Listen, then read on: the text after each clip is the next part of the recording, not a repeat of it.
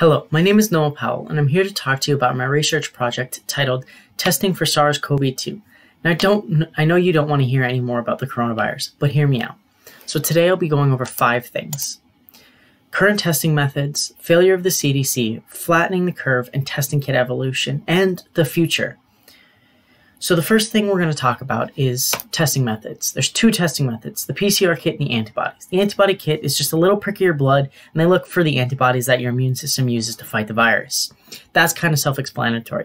Now the PCR kit is a little harder to understand, but basically they look for the virus in a nasal swab, and they kind of try to replicate the viral genome and tag it with antibodies so they can quantify how much there is in your cells or in your system.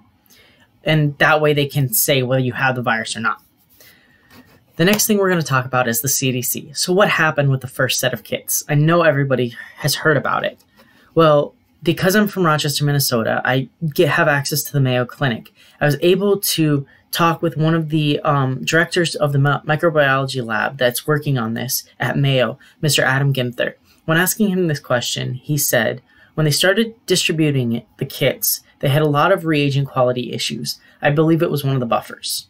Another thing that has been brought up a lot is that the CDC wanted to control the whole process, and they weren't prepared for that.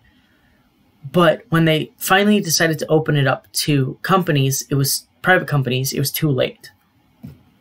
Now, an important thing on everybody's mind is flattening the curve. So what is it? I was able to ask this question to an ER doctor in Ames, Iowa, Josh McCoy.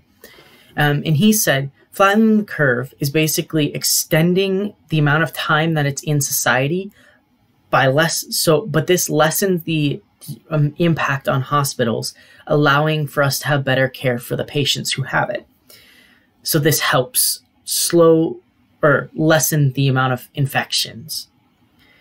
Now, let's look to the future of the testing kits. Basically, everyone agrees that we just need more testing kits.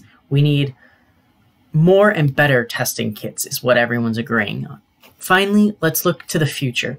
The future of the world is that governments need to share more information on maybe vulnerable kits, and we need to close the wet markets in Asia as they're a breeding ground for these viruses.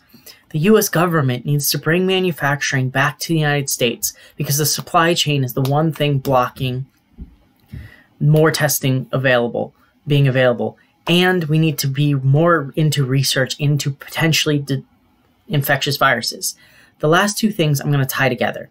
Society is going to change as more people are going to want to disinfect things. It's going to be a long-lasting thing of washing your hands. And people are going to be less likely to just go out and do random things in society. But the individual impact is what I'm asking you. We need to get together, and everyone needs to wash their hands, quarantine, disinfect, wear your PPE, so we can reduce the spread of this virus and we can shorten the amount of time that it's in society. I hope I've gotten you interested in this topic so you can do your own research, because there's a lot more to talk about. Thank you.